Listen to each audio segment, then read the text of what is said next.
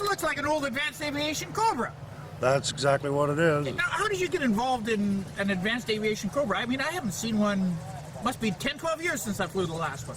Well, my friends got me involved last October in ultralight flying, and just knew I had to have one. So we started looking around. I found this airplane on eBay and got really lucky. Went up and looked at it. It was pretty vintage, perfect condition, and decided I had to have it.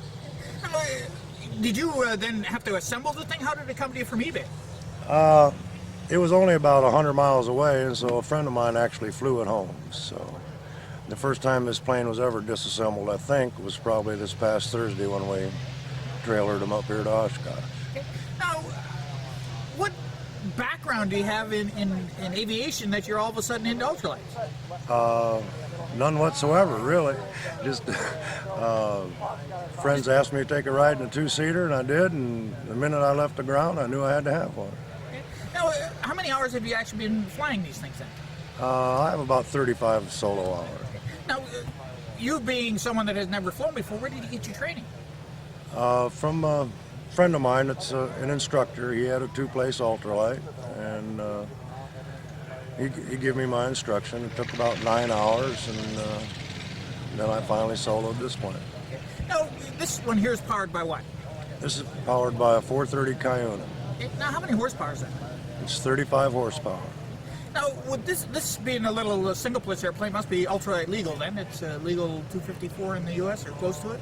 Yeah, this one is actually a legal FAR 103 airplane. Now, when you're up and flying, what kind of distance does it take you to get airborne on it? It depends on the day, but normally about 150 feet. And what kind of climb rate would you get out with the 430 on? I really can't tell you, but it seems to have plenty of power, and she gets right up in the air. What about a little cruise speed on it? Like you're cruising along 45, I cruise 50 miles an hour? about 45. Now, I notice you got a full instrumentation deck on this thing.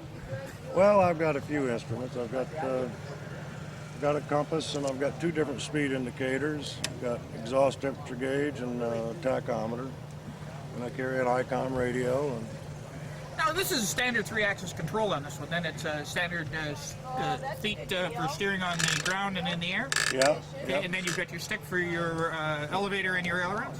Elevator, and then my spoilerons this way. You got brakes on her too? Yep. Yes, and it also has disc brakes. Now, have you had to get any parts for it? Luckily, no. Because I've got a couple of people that have emailed me looking for parts, and I was just hoping maybe you had a supplier for it. No, I don't. Matter of fact, I'd like to try to find some spare parts myself, just in case I need them. Well, there's a company in Laredo, Texas, Ultralight Systems. If you talk to Robert down there, he can probably help you out. Well, that'd be good. Okay. That'd be real good. Can I just have your name and address so that when I'm writing this story, I know who I'm talking about? Yeah, my name is Charlie Stannard, and I live in Lakeview, Ohio. How do you spell the last name, Charlie? Stannard. Thank you very much for your time. Thank you.